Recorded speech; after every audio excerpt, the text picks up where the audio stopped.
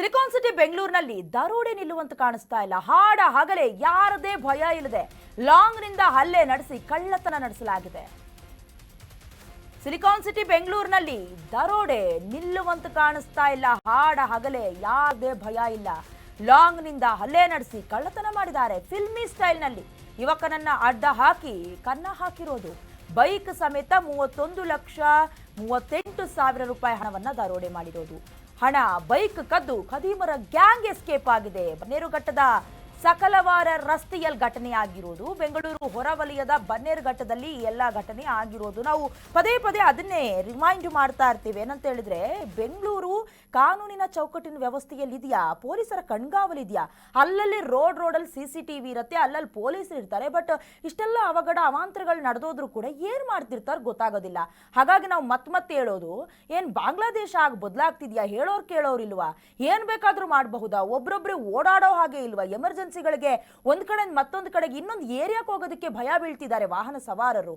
ಅಂದ್ರೆ ಗುಂಪು ಕಟ್ಕೊಂಡು ಬರ್ತಾರೆ. ನೀವು ದೃಶ್ಯದಲ್ಲಿ ಗಮನಿಸ್ತಿದ್ದೀರಾ. ಅಂದ್ರೆ ಸಿನಿಮಾಗಳು ಅಷ್ಟೊಂದು ಪ್ರಚೋದನೆ ನೀಡ್ತಾ ಇದೆಯಾ? ಮೈಂಡ್ ಸೆಟ್ ಆಗಿರತ್ತಾ? ಕೈ ಲಾಂಗ್ ಇಟ್ಕೊಂಡು ಬಂದು ಆವಾಜ್ ಹಾಕೋದು, ಇರೋಬರ ದುಡ್ಡುಗಳನ್ನ ಕಿತ್ಕೊಳ್ಳೋದು, ಬೈಕ್ ಅನ್ನ ಕೂಡ ಕದ್ದು ಪರಾರಿ ಆಗಿರೋದು. ಎಲ್ಲಿಗೆ ಬಂತು ಬೆಂಗಳೂರು? ಭಯ ಬೀಳ್ತಿದ್ದಾರೆ ವೆಹಿಕಲ್ ಓಡಿಸೋದಕ್ಕೆ ಓನ್ ಆಗಿ. ಸಂಬಂಧಪಟ್ಟಂತೆ ಈಗಾಗಲೇ ಬೆಂಗಳೂರು ಹೊರವಲಯದ ಬನ್ನೇರುಘಟ್ಟದಲ್ಲಿ ಇಷ್ಟೆಲ್ಲ ಘಟನೆ ಆಗಿರೋದು. ಸಕಲವಾರ ರಸ್ತೆಯಲ್ಲಿ ಜನರು ಕೂಡ ಭೀತಿಗೊಳಗಾಗಿದ್ದಾರೆ, ಆತಂಕಗೊಳ್ತಾ ಇದ್ದಾರೆ. ಏನ್ ನಿಜಕ್ಕೂ ಓಡಾಡೋದಕ್ಕಾಗತ್ತಾ? ನಮ್ಮ ಮೇಲೆ ಅಟ್ಯಾಕ್ ಆದ್ರೆ ಏನ್ ಮಾಡೋದಕ್ಕೆ ಸಾಧ್ಯ? ಏನ್ ಬೇಕಾದ್ರೂ ಆಗಬಹುದಲ್ಲ ಅಂತ. ಗ್ಯಾಂಗ್ ಕಟ್ಕೊಂಡು ಬಂದು ಕಳ್ತನ ಮಾಡಿದಾರಲ್ಲ, ಕೈಲಾಸ್ ಅನ್ನುವಂತ ಯುವಕನ ಬೈಕ್ ಅನ್ನ ಅಡ್ಡಗಟ್ಟಿ ದಾಳಿ ಮಾಡಿರುವುದು. ಇನ್ನು CCTVಯ ಕೆಲ ದೃಶ್ಯಗಳಿದೆಯಲ್ಲ, ಬೆಚ್ಚಿ ಬೀಳಿಸುವಂತಿದೆ ಆ ದರೋಡೆಯ ಕೆಲ ಸೀನ್ಗಳು. ರಾಕೇಶ್ ಬಳಿ ಕ್ಯಾಶ್ ಪಿಕಪ್ ಕೆಲಸ ಮಾಡ್ತಿದ್ದ ಕೈಲಾಸ್ ಅನ್ನೋದು ಗೊತ್ತಾಗಿದೆ. ಬೈಕ್ನಲ್ಲಿ ತೆರಳಿ ಉಡಾನ್ ಕಂಪನಿಯ ಬ್ರಾಂಚ್ಗಳಲ್ಲಿ ಹಣವನ್ನ ಕಲೆಕ್ಟ್ ಮಾಡ್ತಾ ಇದ್ದ ಕೈಲಾಸ್. ನಿನ್ನೆ ಉಡಾನ್ ಬ್ಯಾಚ್ಗಳಲ್ಲಿ ಹಣ ಕಲೆಕ್ಟ್ ಮಾಡಿದ್ದ ಅನ್ನೋದು ಕೂಡ ಗೊತ್ತಾಗ್ತಾ ಇದೆ. ಅಂದ್ರೆ ಯುವಕ ಕೈಲಾಶ್ನ ಚಲನವಲನ ತುಂಬಾ ಚೆನ್ನಾಗಿ ನೋಡ್ಕೊಂಡಿದ್ದಾರೆ. ಯಾವ ಕಾರಣಕ್ಕೆ? ಆತ ಎಲ್ಲಿ ಕೆಲಸ ಮಾಡ್ತಿದ್ದ, ಹಣವನ್ನ ಬೇರೆಯವ್ರ ಕಡೆಯಿಂದ ಕಲೆಕ್ಟ್ ಮಾಡ್ಕೊಂಡು ಬರ್ತಿದ್ದ, ಇದು ಪಕ್ಕಾ ಇನ್ಫಾರ್ಮೇಶನ್ ಇದೆ. ಹಾಗಾಗಿ ಯಾಕಂತ ಹೇಳಿದ್ರೆ ನೋಡಿ, ರಾಕೇಶ್ ಅನ್ನುವಂಥ ವ್ಯಕ್ತಿ ಬಳಿ ಕ್ಯಾಶ್ ಪಿಕಪ್ ಕೆಲಸ ಮಾಡ್ತಿದ್ರಂತೆ ಕೈಲಾಶ್. ಬೈಕ್ನಲ್ಲಿ ಹೋಗೋದು, ಉಡಾನ್ ಕಂಪನಿಯ ಬ್ರಾಂಚ್ಗಳಲ್ಲಿ ಹಣವನ್ನು ಕಲೆಕ್ಟ್ ಮಾಡ್ಕೊಂಡು ಬರೋದು, ಅದಾದ ನಂತರದಲ್ಲಿ ಎಲ್ಲಿ ತಲುಪಿಸಬೇಕೋ ಹಣವನ್ನು ತಲುಪಿಸೋದು. ಇದನ್ನ ಯಾರೋ ಗೊತ್ತಿರೋರೇ ಇನ್ಫಾರ್ಮೇಶನ್ ಕೊಟ್ಟಿರ್ತಾರೆ, ಅಥವಾ ಆತ ಎಲ್ಲಿಗೆ ಹೋಗಿ ತಲುಪ್ತಾನೆ ಡೈಲಿ ಇದೇ ರೂಟ್ನಲ್ಲಿ, ಅದನ್ನ ಅಬ್ಸರ್ವ್ ಮಾಡಿರ್ತಾರೆ. ಹಾಗಾಗಿ ಇಷ್ಟೆಲ್ಲ ದುಷ್ಕೃತ್ಯ ಆಗಿರೋದು. ನಿನ್ನೆ ಕೂಡ ಉಡಾನ್ ಬ್ರಾಂಚ್ನಲ್ಲಿ ಹಣವನ್ನು ಕಲೆಕ್ಟ್ ಮಾಡ್ಕೊಂಡು ಹೋಗ್ತಾ ಇದ್ದ ಸಂದರ್ಭದಲ್ಲಿ ಅವರ ಬೈಕನ್ನು ಅಡ್ಡಗಟ್ಟಿ ಹಣ ಕಿತ್ಕೊಂಡಿರೋದಲ್ಲದೆ, ಧಮಕಿ ಹಾಕಿರೋದಲ್ಲದೆ, ಲಾಂಗು ಮಚ್ಚೆಲ್ಲ ತೋರಿಸಿ ಜೊತೆಗೆ ಬೈಕನ್ನು ಕೂಡ ಹೊತ್ಕೊಂಡು ಹೋಗಿದ್ದಾರೆ ಅಂತ ಹೇಳಿದ್ರೆ ಏನ್ ನಡೀತಾ ಇದೆ, ಎತ್ತ ಸಾಕ್ತಿದೆ ಸಮಾಜ ಅನ್ನೋದು. ಸದ್ಯ ಸಂಬಂಧಪಟ್ಟಂತೆ ಪೊಲೀಸ್ ಠಾಣೆಯಲ್ಲೂ ಕೂಡ ಕೇಸ್ ದಾಖಲಾಗಿದೆ, ಪರಿಶೀಲನೆ ನಡೆಸುತ್ತಿದ್ದಾರೆ.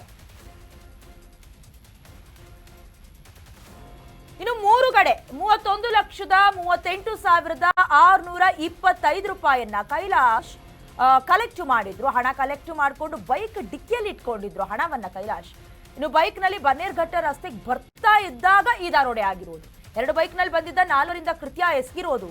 ಲಾಂಗ್ ಬೀಸಿ ಬೈಕ್ ಸಮೇತ ದರೋಡೆ ಮಾಡಿ ಅಲ್ಲಿ ಕಾಲ್ ಕೆತ್ತಿದ್ದಾರೆ, ಎಸ್ಕೇಪ್ ಆಗಿಬಿಟ್ಟಿದ್ದಾರೆ. ಬಳಿಕ 1 ಕಿಲೋಮೀಟರ್ ಅಂತರದಲ್ಲಿ ಬೈಕ್ ಬಿಟ್ಟು ಹೋಗಿರೋದು ಗ್ಯಾಂಗ್. ಬೈಕ್ನಲ್ಲಿದ್ದ ಹಣವನ್ನು ತೆಗೆದುಕೊಂಡು ಖಾಲಿ ಬೈಕ್ ಬಿಟ್ಟು ಎಸ್ಕೇಪ್ ಆಗಿದ್ದಾರೆ.